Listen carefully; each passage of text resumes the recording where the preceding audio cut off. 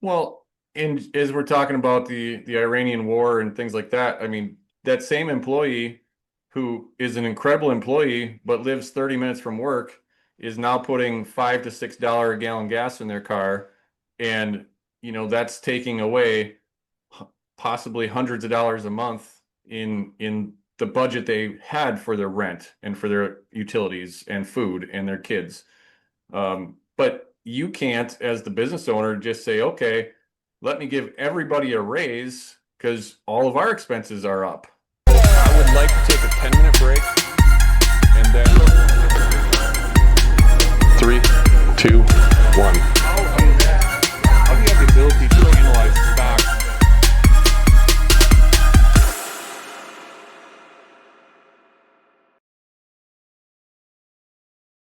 Welcome to the Generations of Wealth podcast. I'm your host, Derek Dombeck.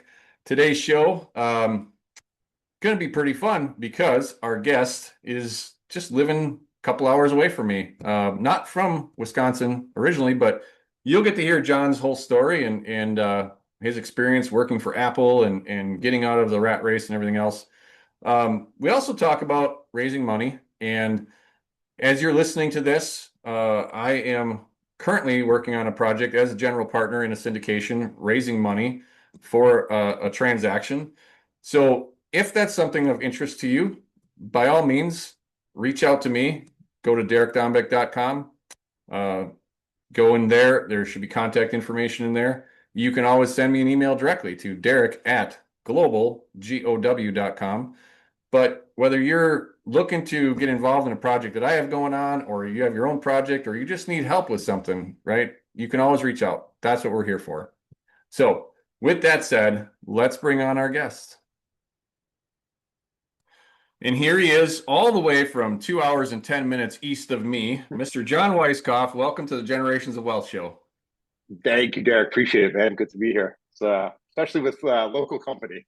Absolutely. Absolutely. Well, we're going to kind of dive in because you're not from Wisconsin originally, but why don't you just tell us about yourself and kind of take us down a little bit of your journey, and then we're going to dive into what you're really, really good at. Sure. Let's see. Born and raised in Connecticut. Tinker of things when I was young, like to break things, fix them. Raced riding lawnmowers in my grandfather's backyard against a neighbor kid. He had tons of them in his garage. I just had this picture of his garage. He had like 20 different riding lawnmowers in there. But I would always break the belts because I would, release the gas pedal too quick with the brake on.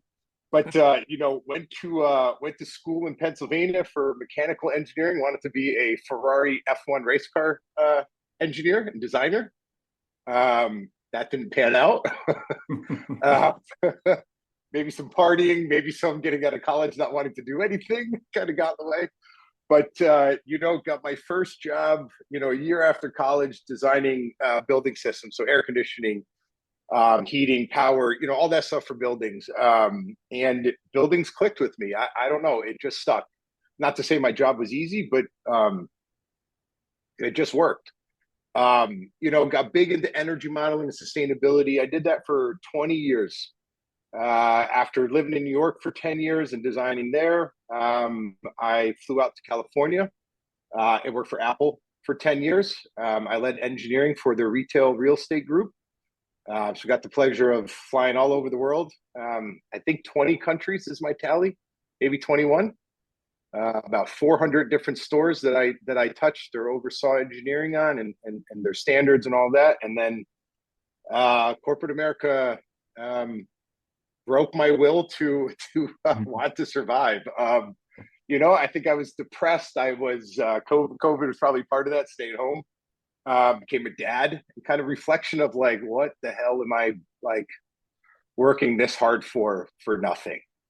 And it took 3 months off from Apple. Luckily paid. I'll add that in there because that it's easier when you're still making money. And I took some real estate investing course.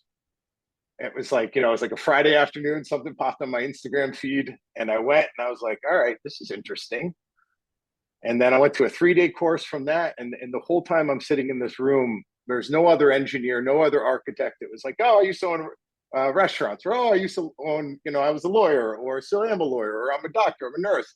And I was like, I think I got something up on these people. I know buildings, like that's my trade. Like it's all I've been doing for 20 years. I should do this. Um, Went back to work at Apple, solidified the fact that I was not meant for corporate life anymore, and quit. Left all my retirement stock options on the table and decided to start fresh. Fast forward 3 years, my wife and I moved back to Wisconsin. She's from Sturgeon Bay, so she grew up here. So kind of wasn't just a random thing. And today I got some assets, passive investments, management investments, and then I have my own lending business. So a little bit of everything. There's a little bit of synergy there.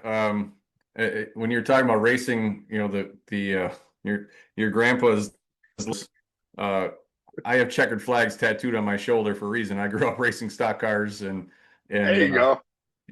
My regular listeners, they know the backstory, but had a lending company, raise money, do a lot of different types of stuff. So the fact that you married a Wisconsinite, I know that's a good thing. It's just solid Midwest values.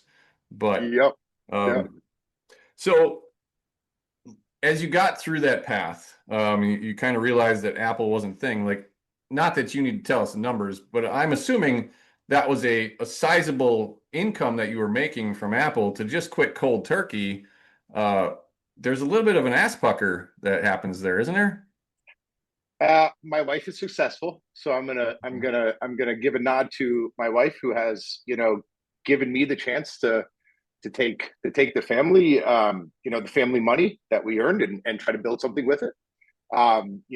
She's been able to cover our expenses and pay for everything. I mean, part of the reason why we left San Francisco was some of that, but I won't get into the whole, all the details there. But you're from the Midwest, raising kids here is fantastic. I love where we're at. But having my wife be able to support me and agree to support me took a burden off. Well, and let's not overshadow the fact that the cost of living in Wisconsin is a wee bit less than San Francisco. Just a touch. Just a touch. I have no regrets on it. I will tell you, there are days when I sit in my office that I'm in right now, and I look back and I said, there's a lot, even though I worked a lot more at Apple, it was a lot easier to make money back then. But it's the when you start to build something for yourself, and I think you have to in order to understand it. When you start to build something for yourself, you start to realize the worth or the value of control. Every entrepreneur that leaves a 9 to 5 to go start a business and work 5 to 9 understands it. It's for that. Yeah, it's for that reason, right? We want to be unemployable, but with that comes all the stress, everything else. Being employed is not always a bad thing. Of course, there's plenty of people that enjoy their jobs, but most of the people listening to this show, I will make the profiling assumption that you're listening to the show because you want something for yourself. And, the show is called Generations of Wealth for a reason.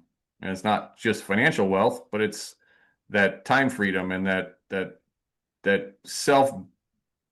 self-awareness of what you can do for yourself instead of growing somebody else's business. You know what else it was too? I mean, and again, all of this stuff comes with reflection. So it's not like I knew this stuff before I jumped. I don't want anybody to get that wrong impression. You kind of got to do the jump to kind of reflect backwards. But if you're one of those people that have been asked to do a project and you work on a project for 3 months, 6 months, I don't know, a while, and then they say, "Yeah, we changed our mind." That's like a punch in the face, not to say I don't change my mind all the time. I do it constantly. Now I have to, constantly having to pivot and learn and figure things out. But the knowing that everything is either going to live or die by what I do. And I'm still early on. I have a partner, but I don't have employees. I have an assistant. But I'm,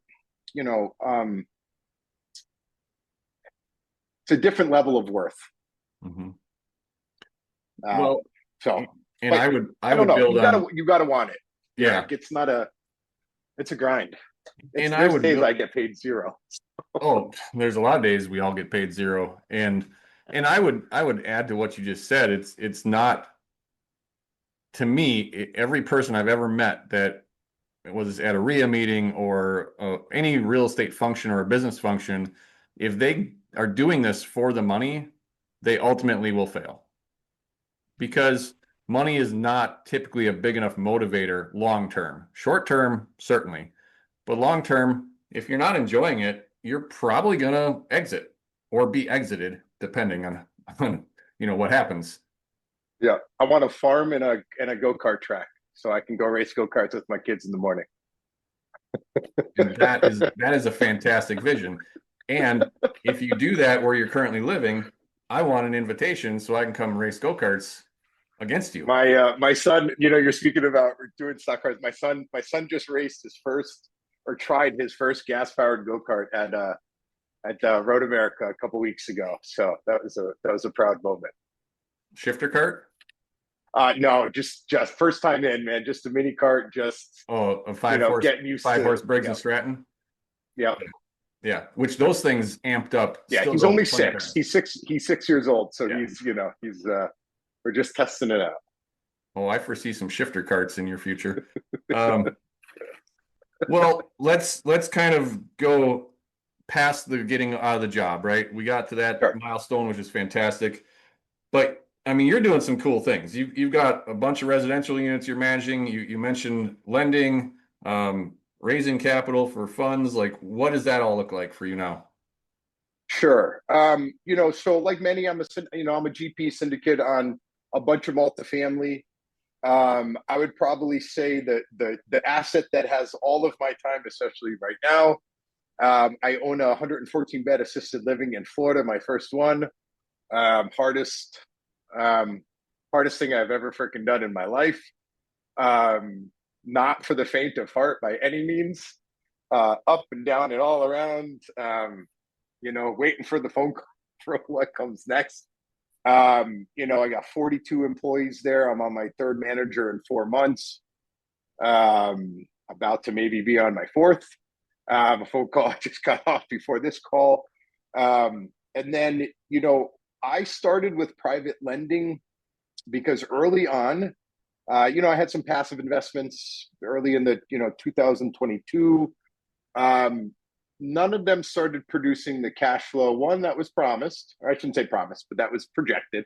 Mm-hmm. Albeit polite, that was projected. And I learned very quickly that I didn't have the capital to be a large GP percentage early on, right? When I was first starting, I was still new, trying to find my way, trying to figure out what I wanted to do, who I wanted to work with, all that stuff. I got an opportunity to do an investment. I said, yeah, I don't want to put my money in for 5 years. Like, well, would you give us a 3-month loan? Sure. Gave a 3-month loan for earnest money, down payment on the property. I was only 25% of it. I did it with the 3 other partners there.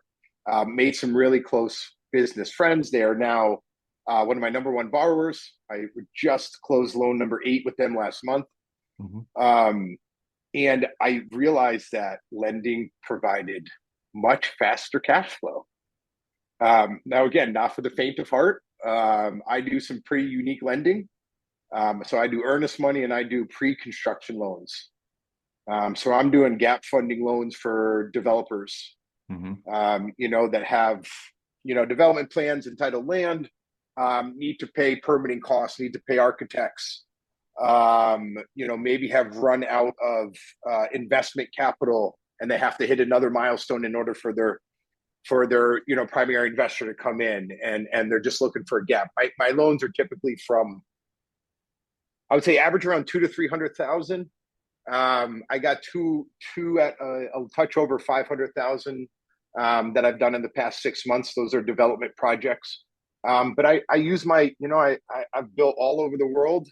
I understand development, I understand how it works, I understand how to read people. Mm-hmm. And so I consider myself a personalized lender, not really a transactional lender. I don't have a website. You can't apply on my website and get a loan in a day. I don't do that type of lending. That's just not me. But I like to consider myself. I'm helping people get their project off the ground. So I look for people whose projects I align with. I got one in Denver, which is cool because I mentioned this before you and I got on the call. It's a modular construction apartment building. So I made a little deal with the guys. Listen, I'm going to give you this loan, and it's going to end before you start construction. But like when you start doing construction, I want to come out and see your modular stuff and like let me learn what you're doing. And that'll be a partner for life, hopefully. Next project they do, I want to be there. So I got about 80% repeat borrowers in what I do, and going on year 3. So it's been a way to do cash flow where my real estate is kind of my equity, my wealth builder, I guess. I learned that I needed 2 paths. Yeah. Well, what makes up the rest of the units? You've got the assisted living, but that's all just apartment. All the rest is all multifamily. Okay. Yeah. And you're a GP in those, or you're passive? GP. I have a bunch of. I'm passive in some, but I have GP positions in. There's some student housing in there. I forgot. But those projects, I'm a very small GP. So I don't talk much about those. I'm involved in them, but I don't. Yeah. I don't consider myself a mainstay. So, but multifamily, Kentucky, Kansas City, Texas, Kansas City again. Yeah, I got 2 in Kansas City, and then 3 student housing properties. So you have nothing in Wisconsin as of yet? I got an empty lot right down the street from me. That's beautiful. It. And I mentioned I had food trucks on there last year, not this year. Where I'm meeting my architect or my designer after our call to kind of start drawing out plans for what I'm going to build. Nice. So I was joking with you before we started recording. You still live on the ocean, but this one is frozen over 4 months of the year, and it's called Lake Michigan. So real similar. It's fun, to where man. you were. I like the change. I was ready for winter to end this year. Yeah, for sure. So where are you at today? Just lessons that are coming, from your previous job, of course, but leaning into this, like what's the rest of 2026 and 2027 look like for you business wise? What's your goals? I'm not a big fan of multifamily today. I say that as I'm about to go be an architect to design an apartment building. I'm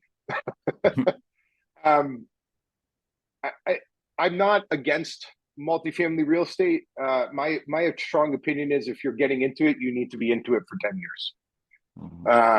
I think there are some troubled waters for residential real estate over the next 2 years. And if you're not willing to hold for 10, unless you can find the right opportunity, there's always good opportunities. My comments are generalized. There's always outliers. You know what I mean? You can get a good off-market deal and turn it around. Sure. Yeah. Like most of us can't do that. But if you can, by all means, man, keep doing it. Right. I'm not saying don't go buy multifamily. I think you got to be really careful what you're doing. The lesson I try to distill on everybody is, I read the building, not the spreadsheet. I'm an engineer. I have seen buildings crumble. I have seen deferred maintenance. I will tell you, even companies like Apple defer maintenance, and they have very big, very, very, very big pocketbooks, and very intelligent people that work for them. But decisions get made. You need to be careful what you're buying. And the building inspection, the building walkthrough with competent people that are not just checking a checkbox, but people that are actually looking to see not just what's not working today, but what's not going to work next year, the year after, and the year after. Things might look great when you go inspect it, but they have a year left on it. And if you're not paying attention to those things, the person who hired isn't, your CapEx budget is going to be probably worth more than your property. So be smart about that. Use that to input your spreadsheet. Make the decision from that spreadsheet from there. Right? Use your skill. If you're a contractor and you can renovate buildings, man, you can take on a crap load more value add or rough stuff than somebody else. Your ability to have a wider range of projects is much better to you. Good for you. Use that to your advantage. Debt to me is where a lot of my focus is right now, Derek. I have spent the last 3 years using my own capital for my lending business, trying to perfect what I do. I have zero defaults. I have some pretty great returns, but I take very careful in who I lend money to and how I do it. Mm-hmm. That I'm looking for. I launched a fund last year to bring people in. It's 506c. It's strictly debt. It's not preferred equity in a position. I mainly do second lien positions. A lot of people think that first liens are the only safe way. Sure. I do second. I make good money on it. And I understand just again how to read the project and what I'm getting myself into. I'm trying to grow that book. My book right now is about $2 million. I'm trying to grow that to about 5 or 10 in the next year. Okay.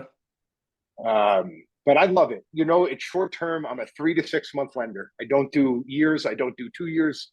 I'm in and out, and I like it in this financial environment because who knows what's going to shift. Well, and as we're recording this, we're still sorting stuff out with Iran, and that one thing, regardless of political affiliation or beliefs or whatever, it affects short term and it affects long term. Mm-hmm. So if hopefully by the time that you're listening to this show, which could be not that long from when we're recording it, hopefully we're done with that shit. I hope, but there's knock-on effects, right? And right. I have convinced myself. It took me a while as a investor, one to understand that I was confident in kind of my investment strategy, and I think everybody's got their own, and you should have your own. Mm-hmm. Even if you're a value add person, you need to have your own value add person. You need to define what that is to you. It's a very generic term out there that is overused in this business. Yes. But I like private debt and very short-term private debt because my money comes back to me and I can pivot very quick. Now, yes, I have a loan that I went out. It was supposed to come back to me in March. It's May. The money's, they're on their third extension. Right. And it doesn't always work out perfectly for John. It's not a perfect world, but I'm not stuck in these 5-year holds. I'm not stuck holding a piece of real estate that I got to sell. And so I like to be nimble with cash. I think if you're a real estate person, the next 12 to 18 months, if you have cash, opportunity is going to be knocking. So I just don't like to sit at idle though. Yeah. And the difference is, so when I was in the hard money lending business, we were, as I exited that business, and my former partner, and he bought me out, we were doing 20 to 25 loans a month. And oh, wow. Okay. I'm doing like 5 a year. but churn is how you make money in the short term business with points and things like that. But there's good and bad in everything. Churn also means you have to go find another loan. You have to go find somewhere else to deploy your money.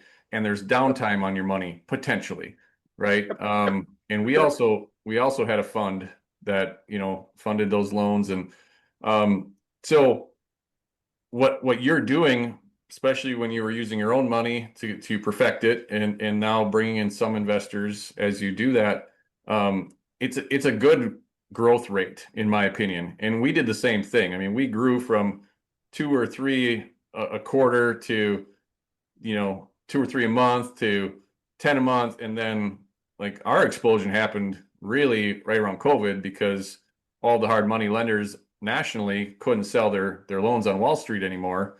And we were just able to cherry pick. I mean, our applications went through the roof. They went up 400%, and we could just pick the best deals because we couldn't fund them all. A lot of them were great deals. We just couldn't fund them all. What kind of deals were you doing? Were you doing like fix and flips, or were you doing residential fix and flips, or landlords stabilizing property and then refinancing with institutional debt? So 6-month notes. But it's just like anything. You've got a niche that you can fill. As you said, it's not asset-based lending, it's more relationship-based lending based off of your experience. And that's a great thing. You know, I do a lot of stuff and have for years on the creative side of real estate, you know, deal structuring. And I help a lot of people that are in foreclosure. And sometimes that just looks like buying an option on their property, and they get to stay in their property, or actually buying it and, you know, keeping them there and give them an option to buy it back. As a resident. Yeah. Right. The caveat to that is I will not do that if they made poor decisions to end up in foreclosure. Most of the people I work with had, you know, medical challenges or a divorce or something. They're stabilized now. They just can't get caught up. But those it's hard out there, man. It's hard. It's hard. You know, my assisted living in Florida, you know, my 41 or so employees, or 38, I don't know, the numbers constantly, you know, shifts every day. You know, it's all hourly workers. You know, one day my payroll company screwed up. You see people that don't wake up in the morning and have the money in their bank account. Oh yeah. It's painful. It gives you, it's painful to be the person that had nothing to do with it, that has to try to fix it. It's even more painful to the person that didn't get that money, that has rent to pay, like electricity bills to pay. When you get into that position, and I've never been in that before, right? So I'm very new to employment of hourly workers. You really start to understand what the economy of this country is like. Well, and as we're talking about the Iranian war and things like that, I mean, that same employee who is an incredible employee but lives 30 minutes from work is now putting $5 to $6 a gallon gas in their car, and you know that's taking away possibly hundreds of dollars a month in the budget they had for their rent and for their utilities and food and their kids.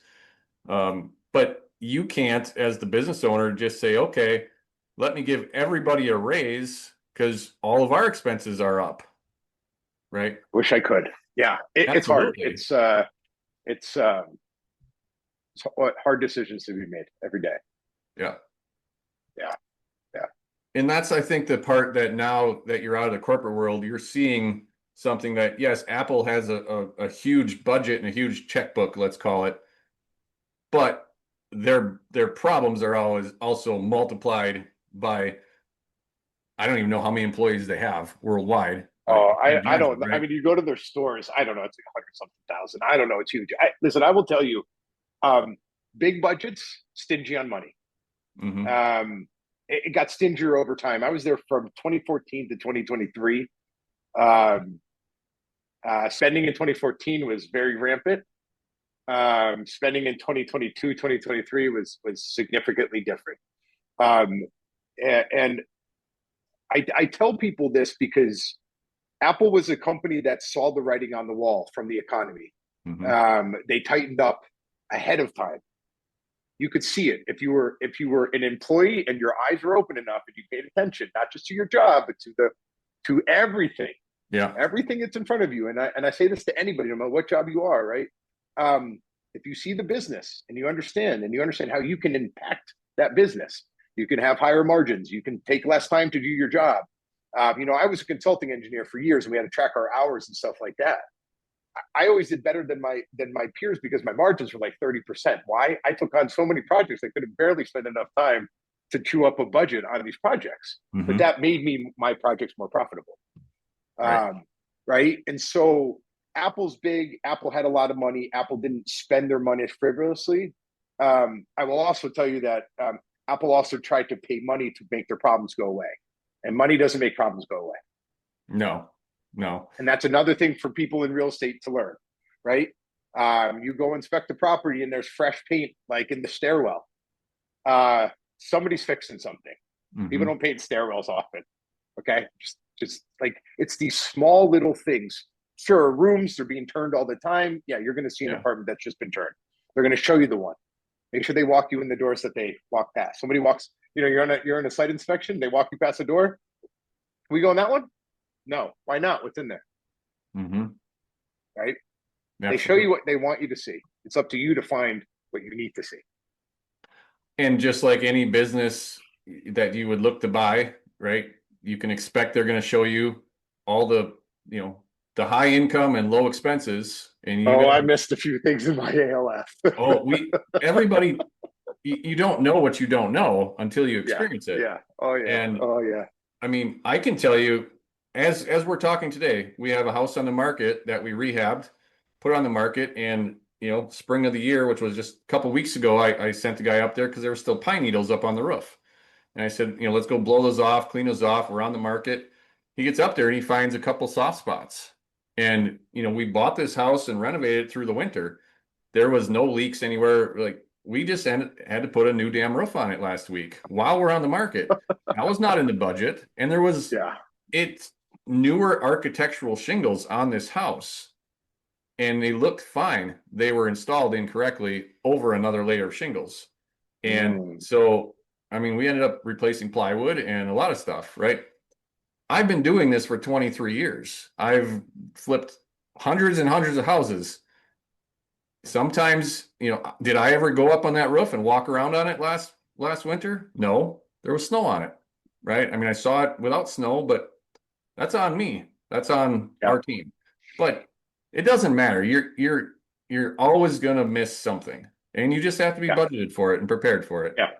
Yeah. I think the thing there too is, if you're not looking for stuff, you miss more. Yeah.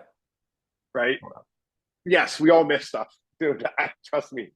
I'll tell you a funny story about my assisted living. So I was down there about a month ago, and I'm sitting in the office, and I look up, and the power company shows up. Somebody goes, "Hey, John, the power company's here to shut down the power." And I'm like, I pay my bills. Like, utilities are things that you put on auto pay. You don't mess with utilities, right? Like, you learn that. And I'm like, "What's going on, man?" He's like, "Yeah, I'm here to shut down your power." And I was like, I just paid my bill yesterday. Like, it's on auto pay. And he goes, "Well, can you show me the bills?" I'm like, "Yeah." And he goes, "No, that's not, you don't have the meter I'm looking at." And he goes, "Well, I'll show you where it's at." Account wasn't given to me. I went to the utility company when I purchased the property. They're like, I'm like, "All meters, everything's taken care of." "Yes, sir. Everything's taken care of."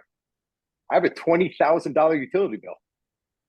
Because they missed the meter? I bought that property 20 months ago, and it was about $900 a month. Because they missed the meter? I missed the meter. Yeah. Don't matter what they missed. Yeah.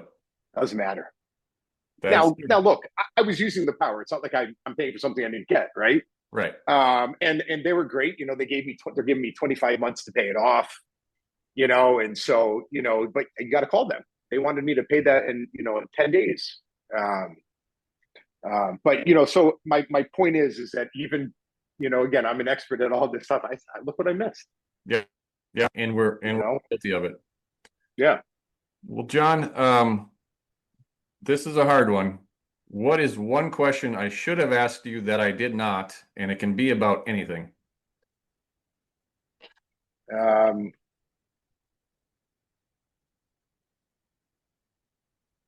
I don't know.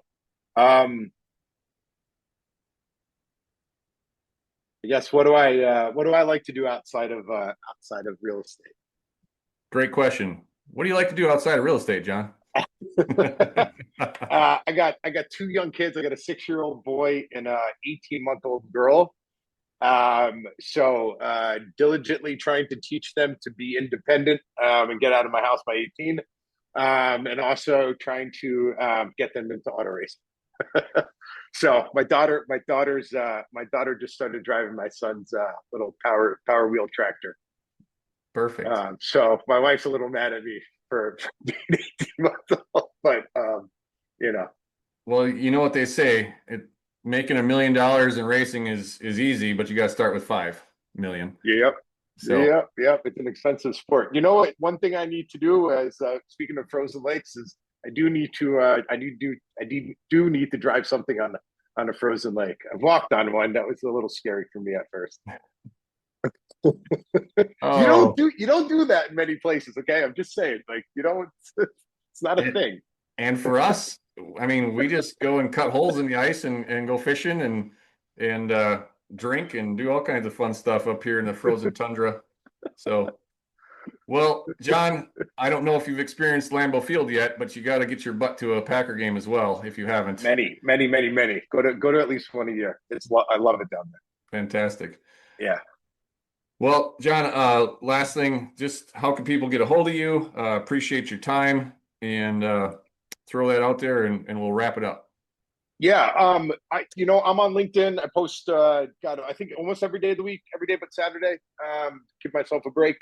But LinkedIn, Jon Weiskopf, LinkedIn, you can find me. Or www.blueeyedcapital.com is my website.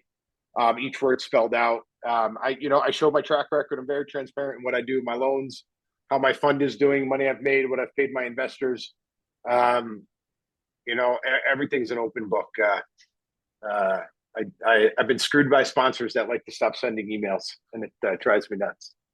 So absolutely, communication is key. If you're out there raising money, communicate with your investors, the good and the bad. Bad suck, but it's got to. Absolutely. Awesome. Well, Jon, thanks again for being on the Generations of Wealth show. For everybody else that's regulars, you know the drill. Like, get this show into the hands or ears of people that need to see it or should see it, and give us all the love on the social medias. Until the next show, live your vision and love your life. See ya.